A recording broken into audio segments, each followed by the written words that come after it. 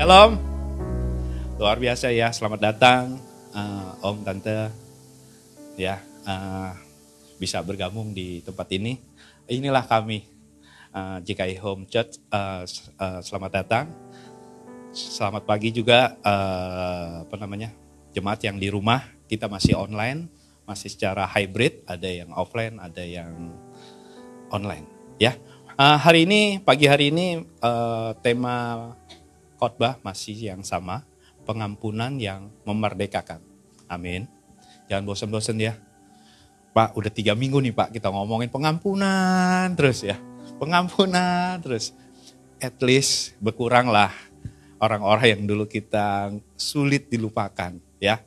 Nggak tahu ada berapa, ada 10, 11, 12 atau berapa banyak. Minimal berkuranglah. Sehingga kita bukan hanya mendengar tapi kita juga melakukan ya. Dari minggu pertama, kedua, sekarang minggu 3. Jangan bosan-bosan. Cell group juga kita ngomong pengampunan terus. Hari ini kita bicara lagi pengampunan. Kenapa sih? Pengampunan itu begitu penting. Ingat ya, sebelum bulan ini, kita bulan kemarin bicara masalah kasih. Kita ini orang Kristen. Kasih adalah produknya. Bicara kasih itu bukan bicara ucapan, tapi tindakan. Makanya perusahaan di luar sana kalau ngomong hurt, itu bentuknya hati, tindakan. Kami bukan butuh janji, tapi bukti-bukti. Ini kita sebagai orang Kristen, orang percaya, jangan lagi cuman pandai berbicara, tapi pandai juga melakukan. Amin. Masalah bicara pengampunan, karena itu bentuk kasih. Benar gak sih? Kalau nggak ada kasih, kayaknya sulit deh. Karena orang selalu bilang, Pak, ngomong sih gampang, Pak. Ngomong sih gampang. Tapi kalau melakukan, kita sudah 3 minggu belajar pengampunan. Seharusnya tidak ada lagi kata-kata itu. Tidak ada lagi sulit. Karena memang perintah Tuhan itu adalah mudah. Amin. Ya. Kenapa pengampunan itu penting? Yang pertama, karena itu melakukan perintah Tuhan. Kita buka ya di Ibrani 10. Perjanjian baru ya. Di Ibrani 10 ayat yang ke-30. Sebab kita mengenal Dia yang berkata, pembalasan adalah hakku, akulah yang akan menuntut pembalasan. Bilang kiri kanannya. Pembalasan adalah haknya Tuhan. Jadi ingat, kita tandanya harus mengampuni. Amin. Ya. Pembalasan adalah haknya Tuhan, kita harus mengampuni. Masalahnya bicara pengampunan itu bukan bicara hal yang mudah seperti yang tadi katakan. Bahwa pembalasan itu haknya Tuhan. Ngomong pembalasan haknya Tuhan, kayaknya ngeri ya. Kalau Tuhan yang balas ya. Ini konsepnya loh. Pak Robi benar Pak Robi. Pembalasan itu haknya Tuhan. Tapi kalau Tuhan yang balas kan ngeri ya. Kalau cerita dari perjanjian lama, kalau pembalasan tuh kayaknya pasti menakutkan gitu loh kalau Tuhan yang balas. Enggak. Dalam konteks ini Tuhan pembalasan Tuhan itu bukan dalam artian langsung dihakimi, enggak. Karena Tuhan adalah hakim yang adil. Makanya kita harus serahkan pembalasan itu haknya Tuhan. Harus konsepnya itu. Kenapa? Kalau ngomong pembalasan adalah haknya Tuhan kayaknya ngeri banget. Tapi harus diingat, Tuhan adalah Allah yang karena Allah adalah hakim yang adil. Di Mazmur 9 ayat 5 itu dikatakan bahwa Allah adalah hakim. Hakim yang adil. Jadi gak usah takut kalau bicara pembalasan itu. Allah itu adalah hakim yang adil. Jadi konteksnya kalau Tuhan membalas itu bukan sesuatu yang jahat. Ini konteksnya kasih. Kenapa? Di Wahyu 3 ayat 19 dikatakan bahwa kalau kita mau diajar, dididik, itu caranya Tuhan untuk mendidik kita. Makanya dia tegur. Bagaimana? Ya itu caranya Tuhan. Setiap perkara, itu Tuhan izinkan gak dalam setiap hidup kita? Apapun itu perkara, Tuhan izinkan kan? Bahkan orang lain yang kita bilang menyakiti hati kita, itu Tuhan tahu gak sih?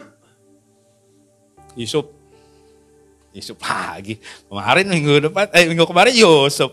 Ya, Stefanus. Tuhan ada gak sih? Ada kan? Kalau hari ini Anda disakiti orang lain, hari ini Anda dikecewakan orang lain, Tuhan tuh tahu. Tuhan itu ada, bahkan Tuhan mengizinkan. Kalau Tuhan mengizinkan, harusnya sebagai orang percaya, ada apa-apa, ya biarin aja. Benar gak sih? Kenapa? Dia tahu bahwa kita sanggup untuk mengatasinya.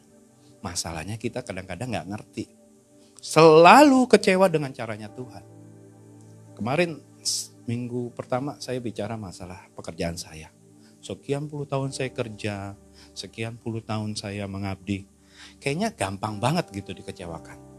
Tapi jujur, memang awal saya gak terima. Tapi setelah kita paham Tuhan maunya apa, baru kita ngucap syukur. Hari ini kalau kita belajar pengampunan, jangan lagi intervensi rencananya Tuhan. Kalau hari ini kita disakiti, kita percaya ini semua bagian dari rencana Tuhan. Supaya apa? Kita punya menjadi pribadi yang punya potensi yang besar. Amin. Jangan lagi mikir lagi. Benar ya Pak? Iya, benar. Pembalasan adalah haknya Tuhan. Masalah nanti kita disakiti, udah cukup lah. Biarin Tuhan yang balas kok. Ngapain? Segampang itu. Ngapain kita harus pusing-pusing dengan Tuhan, begini loh Tuhan. Tuhan. Sampai kita doa, biasanya kita sebut nama orang itu dalam doa kita udah malas lah. Jangan sampai begitu ya. Ingat ya, doain aja gitu loh. Saya nggak tahu seberapa berat masalah Anda kalau hari ini Anda dikecewakan. Kalau hari ini Anda sebel banget Pak, gue ngeliat dia. Sebel banget nih, kerjaan bisanya ngelimpahin sama saya. Hari ini yuk sama-sama belajar. Makanya saya bilang 3 minggu kita belajar pengampunan. Minimal adalah 1-2 yang kita sudah lepaskan pengampunan. Jangan lagi kita ngumpet aja. Ngeremeng sendiri. Apalagi kalau ada kesel sama orang gereja, dia lagi. Dia ibadah pagi, gue siang aja deh. Dia siang gue pagi aja, jangan begitu juga ya. Rugi. Biarinlah itu rencananya Tuhan terjadi, pengampunan itu biarin, pembalasan itu biarin Tuhan yang ini. Ingat, saya teringat wanita yang berzina ya. Ingat gak cerita itu? Di Yohanes 8 ya, kalau gak salah. Yohanes 8.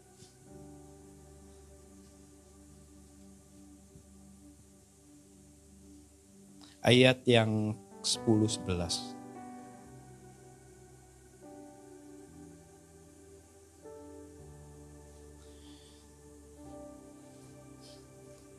Ini terakhir-terakhirnya Yesus bilang apa? Lalu Yesus bangkit berdiri dan berkata kepadanya, "Hai perempuan, di manakah mereka? Tidak adakah seorang yang menghukum engkau?" Jawabnya, "Tidak ada Tuhan." Lalu kata Yesus, "Aku pun tidak menghukum engkau, pergilah dan jangan berbuat dosa lagi mulai dari sekarang." Ini ceritanya waktu itu ada ketahuan lah wanita berzina, panggil Tuhan Yesus lagi ngajar, dihadapin lah. Nih, sebenarnya orang-orang sana itu mau ngetes. Nih, menurut kitab Taurat, kalau nggak salah di Imamat, bahwa setiap orang yang berzina itu akan dihukum mati. Hebatnya, waktu wanita itu dibawa ke Tuhan Yesus itu nggak langsung action. Didiem dulu. Baru semua protes. Ini harus dihukum mati, harus dirajam. Tapi Tuhan cuma mikir dan dia cuma ambil batu, dia tulis. Siapa yang nggak pernah berdosa, dia pertama kali yang melemparkan batu. Kadang-kadang kita kalau kena masalah, ada masalah, Apa yang terjadi? Nggak ngakuin apa-apa sih Pak. Tapi ini mulut kadang-kadang aduh tajam banget gitu. Wah ngoceh dulu panjang lebar. Masalahnya belum jelas. Kita mulut panjang muter-muter. Ujung-ujungnya salah paham. Kalau udah salah paham, boro-boro Pak pengampunan. Gue udah malas aja ngeliatin. Ini kita belajar. Hebatnya Tuhan tuh ngajarin kita itu dengan praktek. Seharusnya kita bisa lihat Tuhan tuh ngajarin kita bukan dengan hukum-hukum yang aneh-aneh, tapi dengan tindakan. Oh iya. Waktu itu kan Tuhan dihadapkan dengan hukum Taurat bahwa setiap orang yang ketahuan berzina harus dihukum. Tapi enggak, Tuhan pelan-pelan ajarin kita. Oh iya, ini loh kasih Tuhan. Sampai akhirnya satu demi satu orang meninggalkan wanita ini sehingga tidak ada yang. Bahkan Tuhan Yesus sendiri bilang, enggak, saya juga enggak. Saya kasih pengampunan. Tapi ingat, jangan buat dosa lagi. Harusnya kan begitu kita. Kita belajar pagi hari ini, kalau Anda dikecewakan, kalau Anda dihakimi, kalau Anda merasa kayaknya enggak adil, biarin Tuhan yang balas. Balasnya gimana?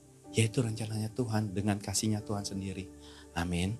Ini loh pentingnya pengampunan. Yang kedua, bicara pengampunan, itu bicara melepaskan diri dari suatu ikatan.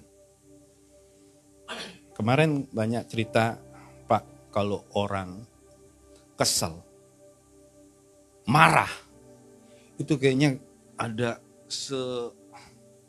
sebidang tanah yang di hati kita ini yang gak bisa kesel gitu loh. Jadi ikatan itu yang membuat kita gak bisa bertumbuh. Hari ini kalau bicara pengampunan itu sebenarnya membebaskan diri kita dari ikatan. Kemarin saya tanya Bu Meti luar biasa kesaksian, dia kecewa sama orang tuanya sampai akhirnya dia bisa memaafkan. Saya tanya endingnya apa? Wah lega Pak. Ini orang Surabaya ngomongnya kan gitu, lega Pak. Iya kan? Saya gak tahu kalau orang Batak Pak Farel. Ngomongnya apa itu? Kalau orang Jawa lega Pak, gitu. Saya juga tanya Alfa, Pak, bagaimana? Waduh Pak, kayaknya ada sampah di sini. Kalau sudah melihat lepasi pengampunan itu kayaknya sampah itu ke bawah keluar, hilang kemana? Ada kelegaan. Itu loh. Kalau kita melakukan namanya pengampunan itu kita melepaskan dari sebuah ikatan. Ikatan apa? Yaitu ikatan rasa amarah, keinginan untuk balas dendam, kesal. Itu, ikatan itu. Jadi kalau kita sudah lewati pengampunan, itu hilang tuh. Bebas. Makanya, mohon maaf ya, kebanyakan orang yang sakit hati, mungkin secara fisik dia sehat, tapi suatu saat dia akan dideteksi ada penyakit.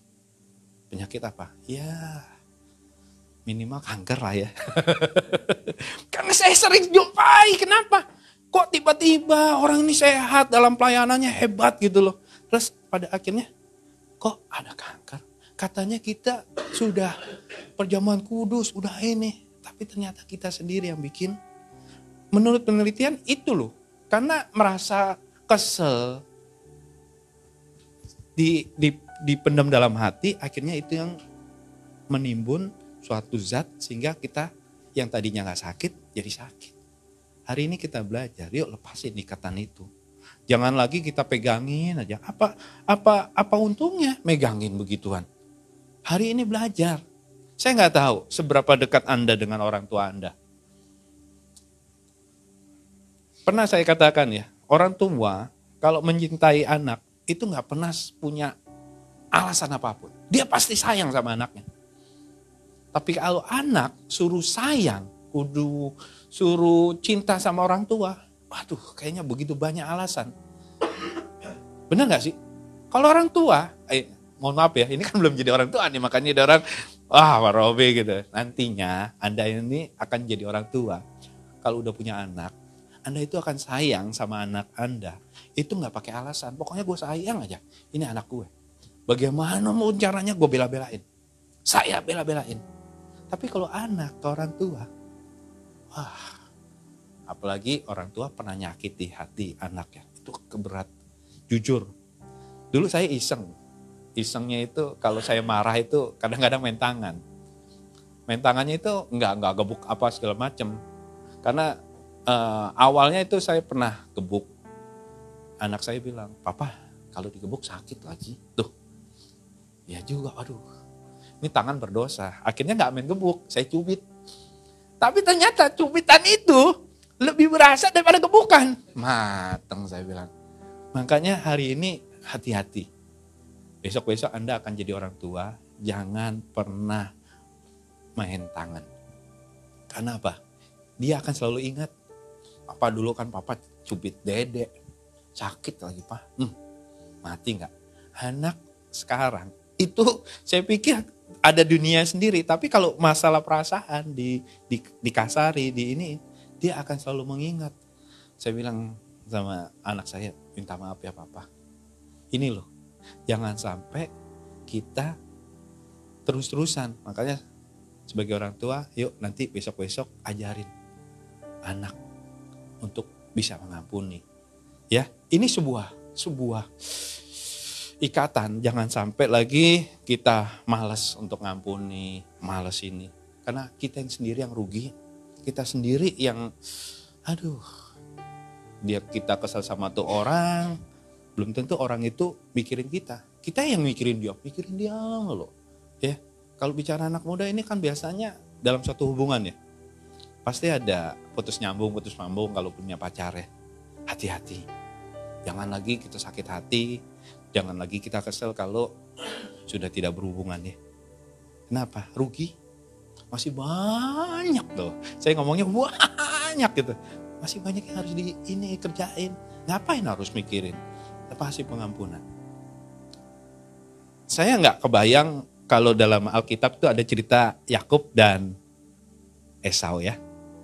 Benar nggak ya? Yakub dan Esau itu saudara sekandung. Saudara yang luar biasa.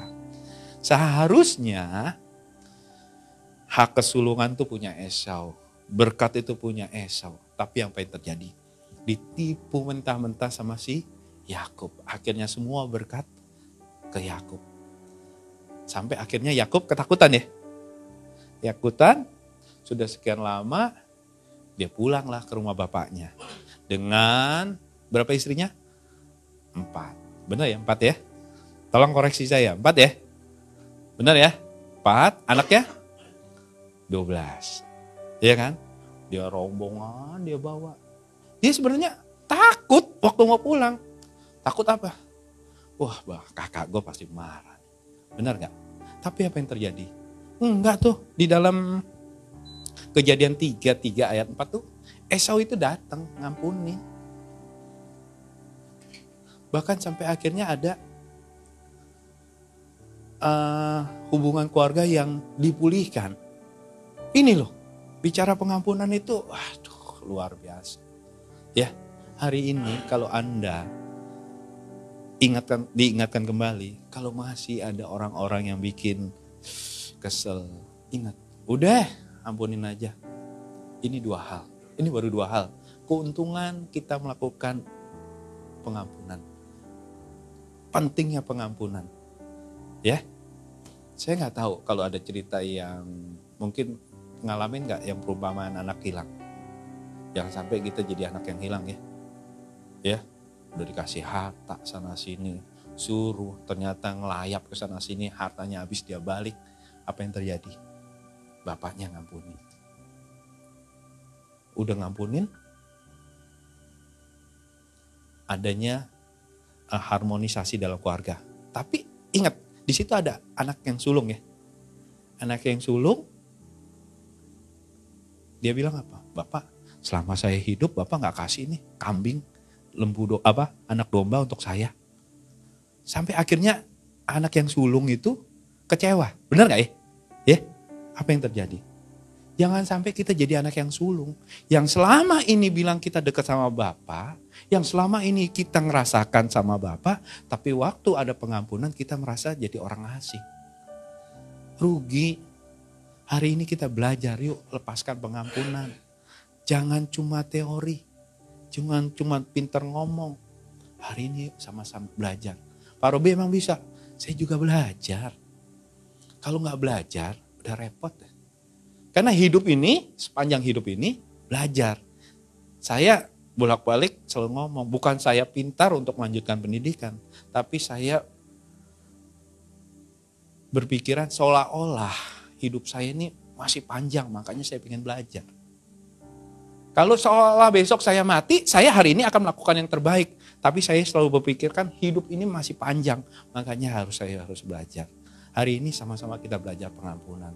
Sama-sama, yuk gitu loh. Ini baru 2. Ya, jangan serius gitu Pak Robi kalau ngomong pengampunan begitu kayaknya nuduh saya. Enggak. Sebelum Anda tertuduh, terhakimi, saya juga.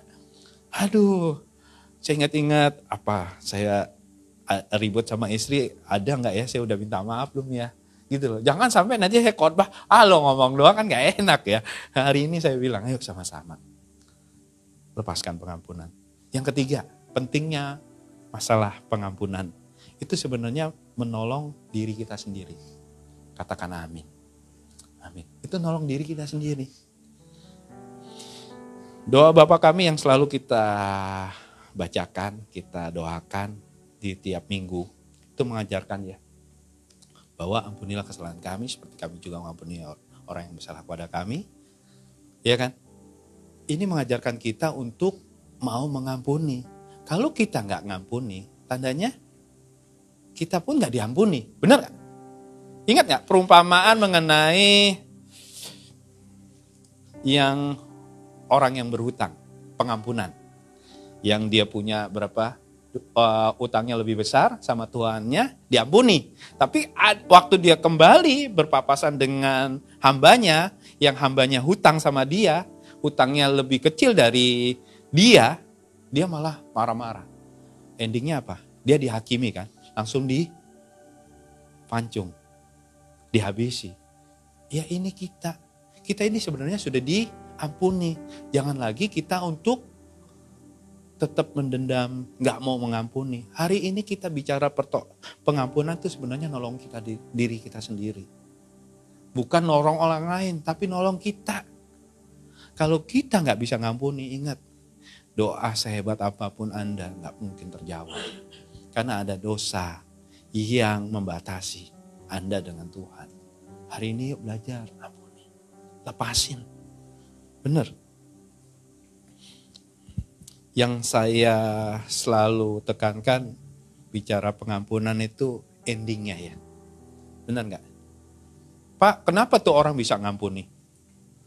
Coba lihat Yusuf. Saya ulang Yusuf. Karena Yusuf ini yang saya selalu bilang, Yusuf ini orang yang salah tempat, salah waktu, salah keadaan kayaknya ya. Tapi enggak. Ternyata dengan berjalannya waktu itu Yusuf dibentuk untuk menjadi sesuai dengan rencananya Tuhan. Apa yang terjadi? Waktu keluarganya datang, Yusuf bilang apa? Semua pada keluar, biarin saya sama keluarganya kan. Akhirnya apa? Dia nangis ya. Nangis sejadi-jadinya. Baru dia bilang, ini aku Yusuf. Benar gak? Ada sesuatu energi yang keluar sehingga dia itu bisa ngelupain semuanya. Itu satu contoh. Yang saya bilang tadi Stefanus ya. Saya gak tahu itu martir ceritanya sampai dilempari batu. Tapi dia gak pernah Tuhan ini mereka enggak. Tetap dia lepaskan pengampunan. Yang ketiga contoh paling gampang, Yesus disalib. Waktu Yesus disalib, Roh Allah kembali, dia bilang, Bapak kenapa kau tinggalkan? Tapi akhirnya apa dia bilang? Bapak ampuni mereka. Karena mereka tidak tahu apa yang mereka perbuat. Kayaknya enak ya ngomongnya ya. Tahu gak rasanya kalau orang sudah mengampuni orang lain?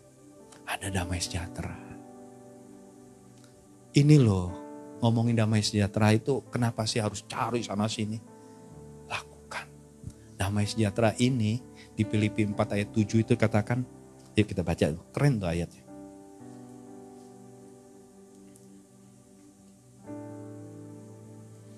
Damai sejahtera Allah yang melampaui segala akal akan memelihara hati dan pikiranmu dalam Kristus Yesus. Ini loh, kalau Anda mau damai sejahtera, lepaskan pengampunan. Karena di awal khotbah saya bilang, melakukan itu sulit Pak. Ngomong gampang, tapi kalau Anda sudah bisa melakukan, damai sejahtera Tuhan ini ada dalam setiap kita. Kalau kita ngomong, saya ampuni, lega. Ini loh, damai sejahtera Tuhan ini yang gak kita tahu. Kayaknya happy-happy aja. Mohon maaf ya, paling gampang, orang itu paling sulit ya, bukan paling gampang. Orang paling sulit kalau ada yang pinjam uang ya. Jujur, saya pun ngalamin gitu. Ada yang pinjam uang sama saya, kalau gak dikembaliin, pasal enggak. Tapi konteksnya pengampunan dalam keuangan, itu adalah pembatalan hutang. Kalau Anda melepaskan pengampunan, ya udah lepasin. Ngapain? Pikirin. Ini loh, pengampunan, damai sejahtera. Terus Pak, utangnya kan banyak. Kalau Anda punya damai sejahtera, Anda gak akan mikirin lagi duit itu. Udahlah, biarin aja. Kadang-kadang gitu ya. Kalau saya begitu, kalau teman-teman belajar, saudara-saudara belajar, bolehlah. Dalam artian gini loh, Bapak sih enak banyak duitnya. Saya kan gak punya duit, diutangin. Besok mau makan apa bingung. Enak aja ngomong. Aduh bener. Kalau Anda punya damai sejahtera, Anda gak akan mikirin begitu lagi. Ini loh. Damai sejahtera Allah yang melampaui segala akal. Ini ada dalam kita. Udah gak mikirin lagi. Hari ini yuk sama-sama belajar. Belajar untuk mengampuni. Biarin damai sejahtera itu yang Allah berikan kepada kita. Udah. Happy aja. Orang ngutang berapa waktu kita lepaskan pengampunan, ya udah. Ini loh asiknya gitu. Saya nggak tahu seberapa banyak Anda sering disakiti. Tapi kalau Anda sudah bisa melepaskan pengampunan, damai sejahtera itu akan hilang. Hari ini kalau Anda masih kecewa sama orang tua Anda, lepaskan pengampunan. Kalau hari ini Anda kecewa sama teman Anda, lepasin pengampunan. Kenapa? Nggak ada untungnya. Ya. Ini khotbah saya hanya mengajarkan bahwa pengorbanan itu begitu penting. Bukan cuma untuk orang lain, tapi ternyata nolong diri kita.